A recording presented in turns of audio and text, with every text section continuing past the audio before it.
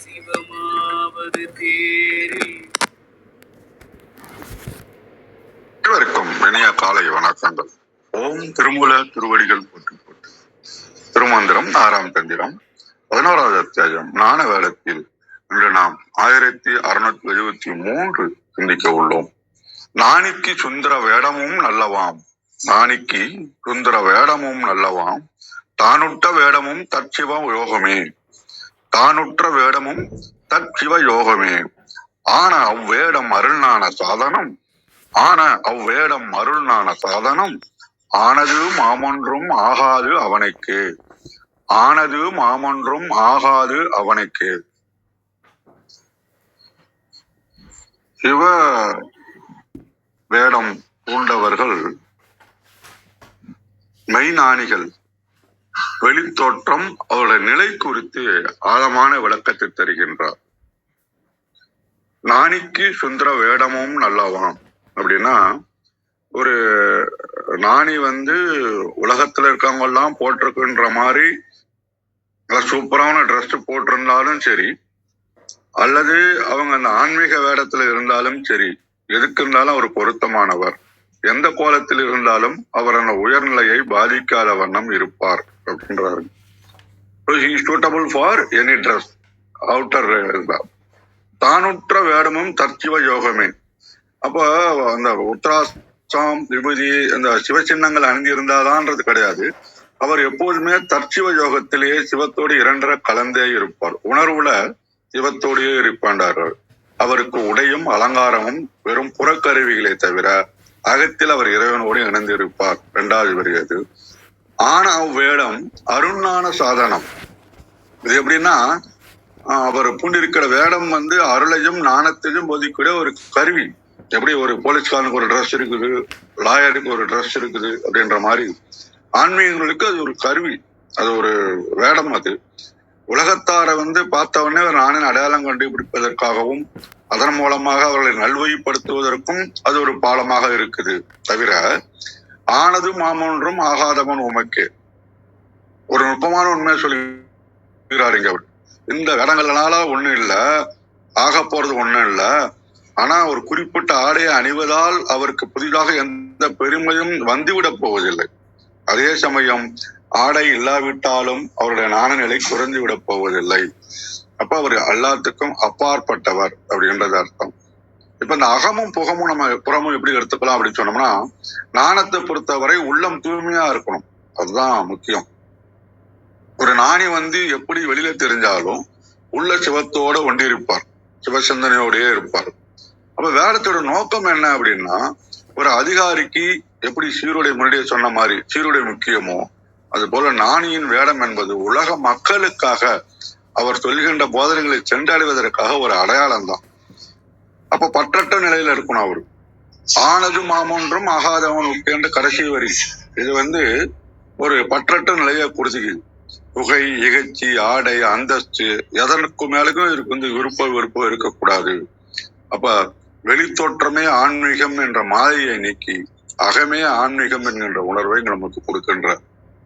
அப்ப இதுக்கு ஒரு குட்டி கதை பார்க்கலாம்னு சொன்னீங்கன்னா, காட்டுல ஒரு மௌன குரு ஒருத்தர் வாழ்ந்து வந்தார். பெரியவர். எப்போதும் கந்தல் ஆடை, அறுக்கடைந்த துணிதான் அணிந்திருப்பார். ஆனா கண்கள்ல பாத்தீங்கன்னா ஒரு பேர் ஒளி இருக்கும். அந்த நாட்டு மன்னன் ஒரு முறை காட்டை தாண்டி செல்லும் போது இந்த பெரியவர் அமைதியை பார்த்து உயர்ந்து அவருக்கு சீடரானான். உடனே வேண்டிக்கிட்டான், சுவாமி ஏன் இப்படி இந்த கந்தல் ட்ரெஸ் எல்லாம் போட்டுக்கிட்டு இருக்கிறீங்க, வாங்க என்னுடைய அரண்மனைக்கு, உங்களுக்கு நல்லா சூப்பரா பட்டு ட்ரெஸ்ஸும் பொன்பொருள் ஆபரணங்கள்லாம் அணிவித்து நான் அழகு பார்க்க ஆசைப்படுறேன் அப்படின்னாரு. நானே சிரிச்சுக்கிட்டே சம்மதிச்சாரு. உடனே அவனை அரண்மனைக்கு அழைத்து சென்றாரு. அங்க அழகிய ஆடைகள்லாம் போட்டு, சுந்தர வேடம்னு சொல்றதெல்லாம் அழகிய ஆடைகள்லாம் போட்டு அணிவித்தான். நறுமணங்கள்லாம் பூச்சி, உயர்ந்த கற்கள் அணிந்த கிரீடம், அப்புறம் நகைகள்லாம் அணிவித்து ஒரு துறவி போலவே தெரியல, அவனே ஒரு பேரரசு போல ஆக்கிட்டாரு. அப்ப அரண்மனை நகர மக்கள் எல்லாம் பாக்குறாங்க, ஆகப்படுற கந்தல் போட்டு இருந்த சாமியார் இங்க வந்தாரு, நடிப்பு போல இருக்கு, பட்டு துணியை பார்த்ததும் எவ்வளவு பாரு எல்லாத்தையும் போட்டுக்கிட்டாரு அப்படின்னு. மன்னனுக்கு சந்தேகம் வந்துச்சு. ஒருவேளை இவரு சுகபோகங்கள்லாம் அந்த பெரியவர் மனசை மாற்றிச்சோ அப்படின்னு நினைச்சாரு. அந்த சாதனை அவரை யோசிக்க நினைச்சாரு. சாமி ஆடம்பர வாழ்க்கை உங்களுக்கு எப்படி இருக்குன்னாரு.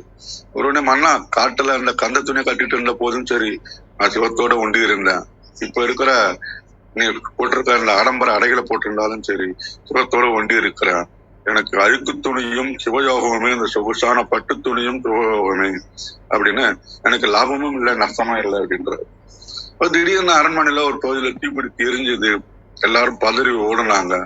நான் கொஞ்சம் கூட டென்ஷன் ஆகாம அந்த விலையுயர்ந்த ஆடையும் நகைகளையும் அப்படியே கழட்டி போட்டுட்டு முன்னாடி தான் வச்சு இந்த பழைய கந்தல் துணி அணிஞ்சு கட்டிக்கிட்டு காட்டை நோக்கி நடக்கின்றார்.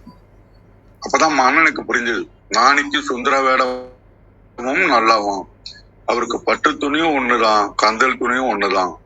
ஆனது மாமொன்றும் ஆகாதவனுக்கு அந்த ஆடையால் அவருக்கு எந்த பெருமையும் கூடவில்லை, அது போனதால் அவருக்கு எந்த குறையும் ஏற்படவில்லை. அப்ப ஒரு ஞானி என்பவர் பாத்தீங்கன்னா திரையை போன்றவர். திரையில தீ போன்ற காட்சி ஓடினாலும் திரை சுடாது, நீரை போன்ற காட்சி ஓடினாலும் திரை நனையாது.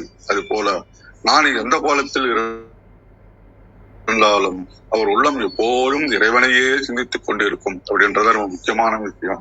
இந்த பாடலை நம்ம எப்படி பிராக்டிக்கலா லைஃப்ல எப்படி நம்ம ஹேண்டில் பண்ணலாம்.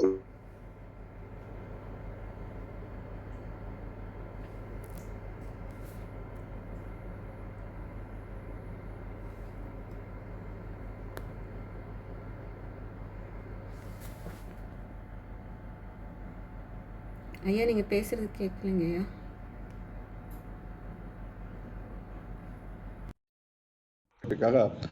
நம்ம அதை பயன்படுத்தணுமே தவிர அதை நாம ஞான சாதனமாக பயன்படுத்தி அதன் மீது ஒரு அக்கறை ஏற்படுத்திக் கொள்ளக்கூடாது. ஈக்குவானிமிட்டியா இருக்கணும், சமநிலை. எந்த நேரத்திலும் எது இருந்தாலும், இன்பம் வந்தாலும் சரி சோகம் வந்தாலும் சரி. அந்த நாணிக்கு பாருங்க பத்திக்கிட்டு எரியுது, எல்லாம் அலற அடிச்சுட்டு ஓடினாங்க. கூலா அவர் எல்லாத்தையும் கைட்டி போட்டுட்டு தான் ட்ரெஸ் எடுத்துட்டு கிளம்பிட்டார். அதுதான் ஒரு எமோஷனல் இன்டெலிஜென்ட்னு சொல்லுவாங்க. அது நமக்கு நம்ம டெவலப் பண்ணிக்கணும். அப்புறம் போலியான வாழ்க்கையை நம்ம எடுக்கக்கூடாது. ஆத்தன்டிகேஷனா அப்படி இருக்கணும் அப்படி இருக்கணும் பண்ணாம நமக்கு வெறும் ஆடைகள் மட்டுமல்ல, வகிக்கும் பொறுப்புகள் மட்டுமல்ல, ஒரு தந்தை, ஒரு அதிகாரி, ஒரு பேச்சாளர், எந்த ஒரு வேடமாக இருந்தாலும் வேடங்களுக்கு அடியில் நம்முடைய ஆன்மா எப்போதும் அமைதியாகவும் மாறாத இடத்தன்மையோடும் இருப்பதற்கு பழகுவதுதான் உண்மையான வாழ்வு என்று கூறி தளத்தை கௌரியமாரிடம் படிக்கின்றேன். மிக்க நன்றி. நன்றிங்க ஐயா, மிக அருமை. நல்ல அறிவுரையெல்லாம் கொடுத்தீங்க. மிக்க நன்றிங்க ஐயா. அனைவருக்கும் அன்பு வணக்கம். ஓம் நந்தியம்பெருமான் திருவடி போற்றி. ஓம் திருமூலர் திருவடி போற்றி. ஓம் நம சிவாய. திருமந்திரம் 1673. ஞானிக்கு சுந்தர வேடமும் நல்லவான், தானுற்ற வேடமும் தற்சிவ யோகமே. ஆணவ வேடம் அருஞான சாதனம், ஆனது மாமொன்றும் ஆகாதவனுக்கே. Translation. For the Jnani, the beautiful garb fits in. The garb befallen on oneself aids one in wisdom.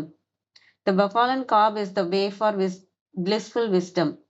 One who is not bestowed with Gnana, it's a mere garb அப்படின்னு கொடுத்துருக்காங்க.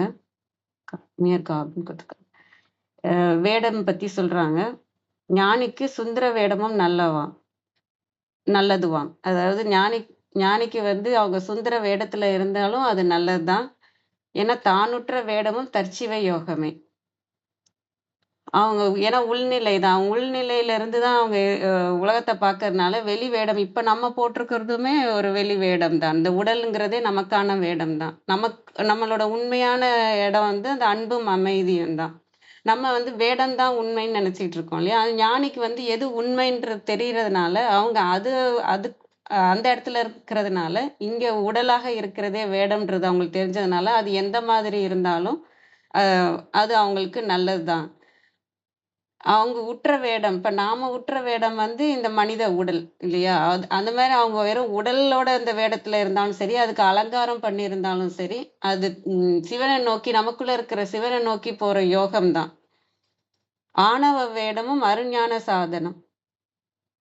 அந்த அருள் ஞான சாதனத்துக்காக இங்க ஆனது அப்படின்னாலும் நம்ம அவங்க மாத்திக்கிட்ட வேடம்னு கூட எடுத்துக்கலாம். ஏன்னா சுந்தர வேடம், அப்புறம் தானுற்ற வேடம், மனித உடலா பார்க்கலாம். அதையும் தாண்டி இன்னொரு வேடமும் அவங்க எக்ஸ்ட்ராவாவும் போடுற மாரியும் இருக்கலாம். இல்ல உருவத்தையே மாத்திருவாங்க. இப்ப நம்மலாம் வேடம் வந்து வெளியில தான் போட்டுட்ருப்போம். அவங்க வந்து தான் உருவத்தையே கூட மாத்திக்க முடியும், அந்த சித்திகளால. ஔவையார சொல்லலாம். ஔவையார் வந்து அந்த அ விநாயகர வேண்டி அ வ வயசான தோற்றம் வேணும் அப்படின்னு சொல்லி ஔவையா இருந்தவங்க ஔவையாரா ஆனாங்க. அந்த அந்த உருவத்தையே மாத்திக்கிறது. இதுக்காக வேடம்னு ஒண்ணு போடுறதுன்னு இல்ல. அந்த சித்திகள் பெற்றிருக்கிறதுனால, அவங்க கேட்டது கிடைக்குன்ற நிலையில அவங்க இருந்ததுனால, அவங்க அந்த உருவத்தையே மாத்திக்கிட்டாங்க. அது அவங்களுக்கு வந்து சிவயோகத்துல நிலைத்து நிற்பதற்கு வசதியாக இருக்கும். இல்லன்னா, பெண்களா இருந்துட்டு அதுவும் வந்துட்டு அவங்களுக்கு வந்து அந்த கல்யாணம் வேணாங்கிற ஒரு சமயத்துல தான் இந்த முடிவெடுத்து இறைவன் பக்கம் தான் நான் போகணும் அப்படின்னு அந்த உருவத்தையே அவங்க மாத்திக்கிட்டாங்க. அதே மாதிரி காரைக்கால் அம்மையாரும் அந்த மாரி பேய் உருவம் எடுத்துக்கிட்டாங்க அவங்க. கணவர் வந்து இன்னொரு கல்யாணம் பண்ணி ஒரு தன்னை விட்டு போயிட்டாங்க அப்படின்னா, இந்த அழகும் தேவையில்ல, இந்த உடலும் தேவையில்ல. ஏன்னா இதுவே ஒரு வேடம் தான். இந்த வேடத்துல இருந்தேன்னா, நான் வந்து சிவத்த நோக்கி போக முடியாது. அப்படின்னு சொல்லிட்டு அவங்க சூஸ் பண்ண வேடம் வந்து பேய் வேடம். அ அந்த பேய் உருவம். அது அவங்க உருவமாவே அதுக்குன்னு அவங்க எதுவும் மெனக்கெட தேவையில்ல. இப்ப நம்ம வேடம்னு ஒண்ணு போட்டா, நம்ம அதுக்காக எல்லாமே செஞ்சுட்டு இருக்கணும். திருநீர் எடுத்து பூசணும், உத்திராட்சத்த இது மாட்டணும். இந்த மாரியான எல்லா விஷயமும் இருக்கு இல்லையா? நம்ம ஒரு வேடம் போடுறோம்னா. அவங்க அந்த உருவத்தையே மாத்திக்கிட்டாங்க. அந்த மாதிரி அதுவும் வந்து அவங்க வந்து இறைவன நோக்கி போகறதுக்கான விஷயம் தான்.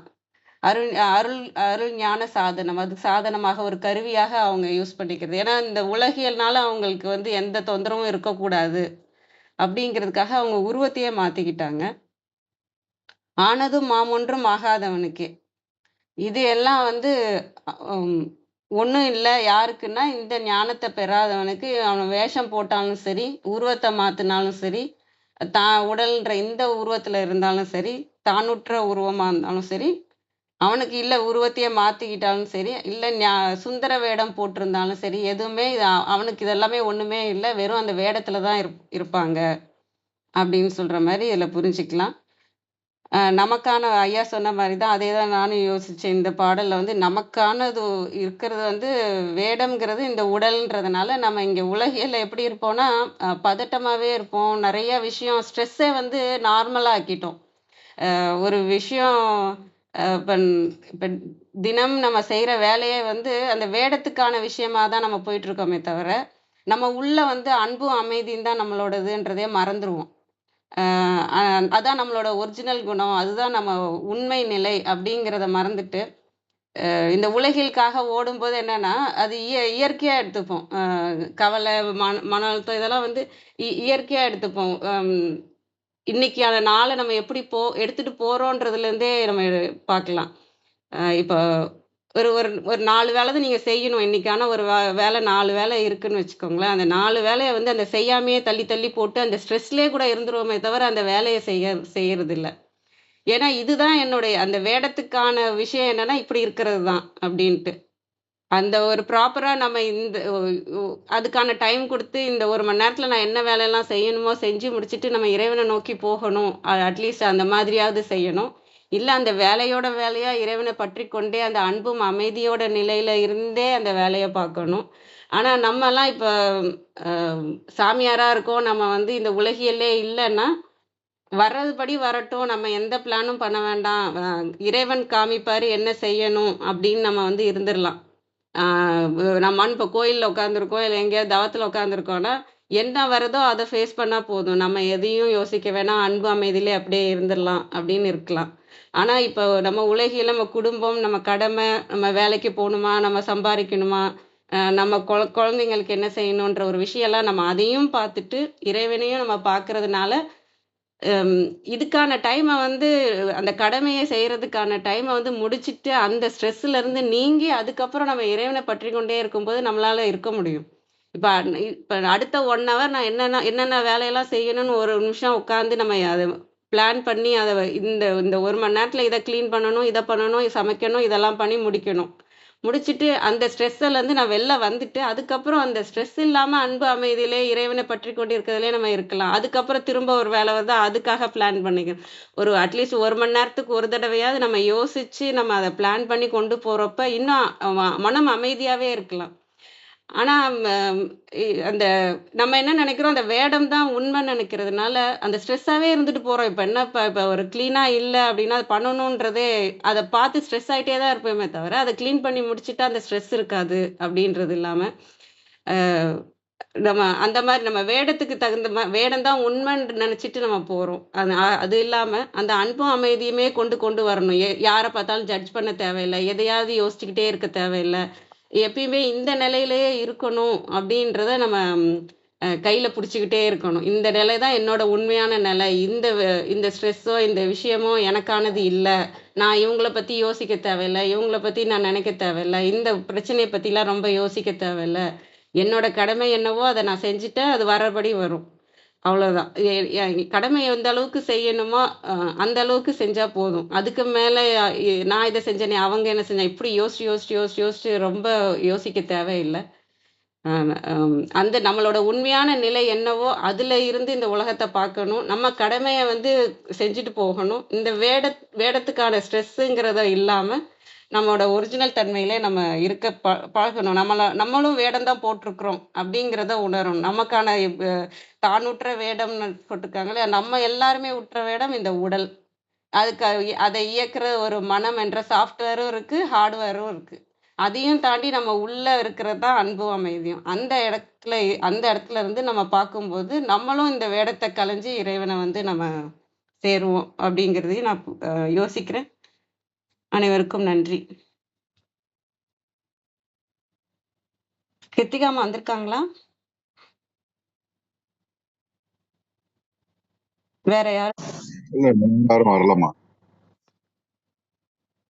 உங்களோட கருத்து, கேள்வி எதுனாலும் சொல்லலாம்.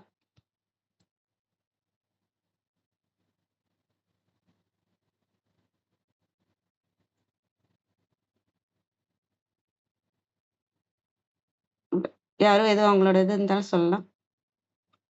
காரைக்கால் அம்மையார் கதை வேணும்னா சொல்லவா நானு? சொல்லுங்கம்மா. சரிங்க. இல்ல இப்ப பார்த்தோம் இல்லையா? அவங்க உருவத்தையே மாத்திக்கிட்டாங்க அப்படின்னு. அது எதனால எப்ப எங்க இருந்து? ஏன்னா நான் பாதி அந்த இடத்துல மட்டும் சொன்னேன். அவங்க பேய் உருவம் எடுத்துக்கிட்டாங்கன்னு சொல்லிட்டு. ஏன் பேய் உருவம் எடுக்கிற அளவுக்கு அவங்க போனாங்க அப்படின்னா, அவங்க அ அ கல்யாணம் ஆகி அவங்க குடும்பம் நடத்திட்டு தான் இருக்காங்க. அவங்க சிவபக்தையாக இருந்து கல்யாணம் ஆகி குடும்பம் நடத்திட்டு இருக்காங்க. அப்ப வந்து சிவனடியாரா ஒருத்தர் வந்து வராரு. அவங்க சிவனடியாருக்கு எல்லாம் செய்றவங்க. அம் அந்த டைம்ல வந்து அவர் வர்றதுக்கு முன்னாடி தான் அவங்க வீட்டுக்காரர் பரமதத்தன்றவர் வந்து மாம்பழம் 2 மாம்பழம் வந்து வீட்டுக்கு அனுப்பிச்சிருக்கிறாரு. வேலையாள விட்டு வீட்டுக்கு கொண்டு வந்து குடுக்க சொல்லியிருக்கிறாரு. அவங்களும் வந்து குடுத்துட்டு போயிருக்கிறாங்க. இவங்க இன்னும் கறி சமைக்காம சாதம் மட்டும் தான் சமைச்சிருக்கிறதுனால, அந்த சிவனடியார் வந்தப்ப அந்த அம் சாதத்தையும் படைச்சு, ஒரு மாம்பழத்தையும் வச்சு சாதம் போட்டிருக்காங்க. அது சிவனடியாரா வந்தது தான் பிச்சாண்டவர்ன்னு சொல்லுவாங்க. வந்து சாப்பிட்டுட்டு போயிட்டாங்க அவங்க. அதுக்கப்புறம் அவங்க கணவர் வந்திருக்காங்க. அவங்களுக்கும் அதே மாரி ஒரு மாம்பழத்த வச்சு சாப்பாடு பரிமாறியிருக்காங்க. அப்ப வந்து அவர் அந்த "நல்லா இருக்கே, நான் 2 குடுத்தனே, இன்னொன்னையும் எடுத்துட்டு வா" அப்படின்னு சொல்லியிருக்காங்க. இது இது இந்த இடத்துலயே வந்து நான் பார்க்குறேன், அவரு எவ்வளவு உலகியல்ல இருக்கிறாரு. 2 மாம்பழம் தானே, 1 இன்னொருத்தவங்க சாப்பிடணும், தான் மனைவி சாப்பிடணும்னு அவங்க யோசிக்கலன்னு இருக்கப்பயே, அவர் உலகியல்ல இருக்காருன்னு நான் யோசிச்சேன். "இன்னொன்னையும் எடுத்துட்டு வா, நல்லா இருக்கு" அப்படின்றாங்க. சரின்னு சொல்லிட்டு ஆனா அம் காரைக்கால் அம்மையாருக்கு பயம் வந்துருச்சு. நம்ம இத மாரி குடுத்துட்டோம்ன்னு தெரிஞ்சா அ அ கஷ்டப்படுவாங்க, சாப்பிட முடியலையேன்னு வேதனைப்படுவாங்கன்னு சொல்லிட்டு சாமி கிட்ட போய் வேண்டியிருக்காங்க. சாமி கிட்ட வேண்டுன உடனே அந்த மாம்பழம் வந்து அவங்க கையில கிடைச்சிருக்கு. இந்த இடத்துல நான் என்ன பார்க்கிறேன்னா, அவங்களுக்கு அந்த சித்தி இருந்திருக்கு. அம் இதுக்கப்புறம் தான் அவங்க வந்து சிவஞானத்த அடைஞ்சிருக்காங்க. இந்த இடத்துல அவங்களுக்கு இருக்கிறது வந்து சித்திகள். கேட்டதெல்லாம் கிடைக்கிற சித்திகள் அவங்களுக்கு இருந்திருக்கு. அ இறைவன வேண்டுனோனே அவங்களுக்கு ஒரு மாம்பழம் வந்துருச்சு கையில. அத வந்து கொண்டு போய் பரிமாறியிருக்காங்க. ஆனா, அவருக்கு வந்து அந்த ருசி வித்தியாசம் தெரிஞ்சிருக்குது. நான் சாப்பிட்டதை விட இது ரொம்ப ருசியா இருக்கு. இந்த அளவுக்கு ருசியா இருக்கவே இருக்காது. இது எங்கேருந்து உனக்கு கிடைச்சது? இது எந்த மாம்பழம்? அப்படின்லாம் கேட்கும்போது, இவங்க உண்மைய சொல்லியிருக்கிறாங்க. இது மாரி சிவனடியார் வந்தாரு, நான் குடுத்துட்டேன். அதனால நான் இப்ப போய் நான் இறைவன வேண்டினேன். அவங்க அது குடுத்தாங்க அப்படின்னா, இவருக்கு ஒரே ஆச்சரியமாயிடுச்சு. என்னடா இது நம்ம இவங்க கேட்டா எல்லாம் கிடைக்குமா? அப்படிங்கிற மாரி இவங்க இறைத்தன்மையில இருக்கிறாங்களா? அப்படின்னு அந்த ஒரு யோ யோசனை வந்தது. இருந்தாலும் சந்தேகத்துக்காக அப்படி அது உண்மையா இருந்தா, "இனி இன்னொரு மாம்பழம் வந்து இறைவன கேட்டு எனக்கு வாங்கி குடு" அப்படின்னு சொல்லியிருக்காங்க. அதே மாரி அவங்களும் போய் இறைவன போய் கேட்டிருக்கிறாங்க. திரும்பவும் அவங்களுக்கு மாம்பழம் கிடைச்சிருக்குது. ஆனா, அவர் கைக்கு வந்தோனே அது அப்படியே மறைஞ்சிருக்குது. அப்ப அவரு இது உண்மதான். இவங்களுக்கு இந்த விஷயம் இருக்கு. இந்த சித்தி இருக்குது. இறைத்தன்மையில தான் இருக்கிறாங்க அப்படின்றத தெரிஞ்சுட்டு, எப்படா வெளில போயிடணும். இவங்களோட அந்த குடும்பத்தில இருக்கக்கூடாதுன்னு நெனச்சுட்டு, கொஞ்ச நாள்லயே அவர் வந்து நான் பிசினஸ் பண்ண போறேன்னு சொல்லிட்டு கெளம்பிட்டாரு. வெளிநா வெளியூருக்கு கெளம்பிட்டாரு. கெளம்பி அங்க போயிட்டாங்க. அவங்க வருவாங்க, வருவாங்கன்னு கணவருக்காகவே இவங்க காத்திருந்திருக்கிறாங்க. அப்புறம் ஒரு பல வருடங்கள் கழிச்சு, இவங்க எங்கேயோ இருக்கிறாங்க. பாண்டியன் நாட்டுல வந்து அவங்க ஒரு ஃபேமிலியா நாங்க பார்த்தோம்லாம் கேள்விப்பட்டு, காரைக்கால் அம்மையார் வந்து அங்க அவங்க ஃபேமிலியா அவங்க உறவினர்களோட எல்லாரோட சேர்ந்து அங்க போறாங்க. அங்க போனா, அ அது மாதிரி அத கேள்விப்பட்டே அவர் கணவரும் வந்துட்டாரு. அவங்களோட குழந்தைக்கு புனிதவதியார்ன்னு பேரும் வச்சிருக்காங்க. காரைக்கால் அம்மையாரோட இயற்பெயர் வந்து புனிதவதியார். அந்த பேர வச்சிருக்கிறாங்க. இது மாரி என்னோட பொண்ணு இது அப்டின்லாம் காமிக்கவும், இவங்களுக்கு ரொம்ப மன வருத்தம். இந்த இந்த உடலையும், இந்த இதையும் நான் வந்து தாங்கிட்டு இருக்கிறதே ஏன்னா கணவன்றது நம்ம கடமை இல்லையா? அந்த கடமைய நம்ம சரியா செஞ்சா தான் நம்ம இறைவனையே அடைய முடியும். ஆனா அவங்களும் நம்மள விட்டு போயிட்டாங்க. அவங்க வேற குடும்பத்தோட இருக்காங்க. அப்படின்னு தெரிஞ்ச உடனே இவங்க இது போதும் எனக்கு. இதே இது நம்ம உலகியல்ல இந்த இடத்துலயும் வந்து காரைக்கால் அம்மையார் உலகியல பத்தி அவங்க யோசிக்கல. தான் கடமைய செய்யணும்னு நெனச்சாங்க. அத செய்ய முடியலன்ன உடனே, சரி நான் 2 கால் வச்சிருந்தேன். இதுலயும், அதுலயும். இது இல்லன்னு தெரிஞ்சுச்சுன்னா, நான் இதுலயே போயிடுறேன். அப்படின்னு சொல்லிட்டு அடுத்த நிமிஷமே பேய் உருவம் வாங்கிக்கிட்டாங்க. பேய் உருவம் வேண்டுன உடனே அவங்களுக்கு அந்த சித்தி இருக்கிறதுனால அவங்க என்ன கேட்டாலும் நடக்குங்கிற மாரி இறைவன் உடனே உடனே அருள் குடுத்துடுறாரு. அ குடுத்த உடனே அவங்களும் பேயுருமாயி, அதுக்கப்புறம் கைலாயத்துக்கு நடந்து போனது, இறைவன் அடைந்தது. இறைவன் காலடியிலே இருக்கணும்னு வேண்டிக்கிட்டதுன்னு கதை முடியும். அ அந்த அளவுக்கு அவங்க எந்த அளவுக்கு பக்தியாக இருக்கிறாங்க. எப்படா முடிஞ்சா, அட இங்கேயே வந்து சேர்ந்துடுறேன்ற நிலையில தான் இருந்திருக்காங்க. ஏன்னா கடமையே செய்யணுன்றது தான் குறிக்கோளு. ஆனா அது தேவையில்ல. அவங்க வேற வழிய பார்த்துட்டு போயிட்டாங்கன்றக்கப்ப, இறைவன போய் சேர்ந்திருக்காங்க. அது எந்த நிலையில இருந்திருக்காங்கன்னு யோசிக்க முடியுது. அந்த மாரி அந்த நிலையில அவங்க கேட்கிறதெல்லாம் நடக்கிற நிலையில அ அவ்ளோ உள்ளம் வந்து தூய்மையாவே வச்சிருந்திருக்காங்க. வெறும் அன்பு, அமைதியிலேயே தான் வச்சிருந்திருக்காங்க. வேற எதையுமே அவங்க உலகத்துக்கு குடுக்கல. தேவையில்லாத அந்த வேடத்துக்கான விஷயத்த குடுக்கல. எப்பயுமே அந்த இறைவன் கிட்ட இருக்கிற அ அன்பிலே இருந்திருக்கிறாங்கன்றதெல்லாம் அ யோசிச்சேன். அத படிக்கும்போது அதெல்லாம் யோசிச்சேன்.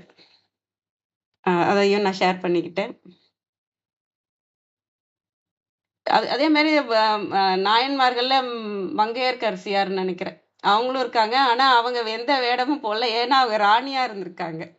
நான் நெனச்சேன் இவங்க ராணியா இருக்கிறதுனால அவங்க சொல்றத எல்லாரும் கேட்பாங்க இல்லையா? இவங்க வேடம் போட்டு மக்கள்ட்ட இருந்து தப்பிக்கணுமோ, இல்ல உறவினர்கள்ட்ட இருந்து தப்பிக்கணுமோ, எந்த இதுவும் இல்ல. அவங்க வந்து ஒரு ராணின்ற இடத்துல இருந்ததுனால, அ அவங்க எந்த வேடமும் போடல. அவங்க ராணின்ற வேடத்திலே இருந்து சைவத்துக்காக நெறைய செஞ்சவங்க. அந்த இறைவனடிய சேர்ந்தவங்க. அந்த மாதிரி இருக்கிறவங்களும், ராணி வேடத்திலே இருந்தவங்களும் இருக்கிறாங்க. அதையும் பார்த்தேன் நானு. அதையும் ஷேர் பண்ணிக்கிட்டேன். வேற யாரும் எதுவும் கேள்வி ஏதாச்சும் கேட்கிறீங்களா? உங்களோட அனுபவம், நீங்க கத்துக்கிட்ட விஷயங்கள், நாங்க ஏதாவது மிஸ் பண்ண விஷயங்கள் அது இருந்தாலும் சொல்லலாம்.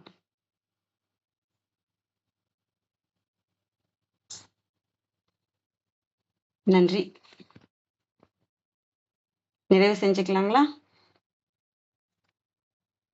அனைவருக்கும் நன்றி. இன்று எங்களுடன் இணைந்த அனைத்து உள்ளங்களுக்கும் எங்களது மனமார்ந்த நன்றிகள். மீண்டும் நாளை காலை 6:30 மணிக்கு சந்திப்போம். தலம் நிறைவு பெறுகிறது. திருமூலர் திருவடிகள் சரணம் சரணம். திருமூலர் திருவடிகள் சரணம் சரணம்.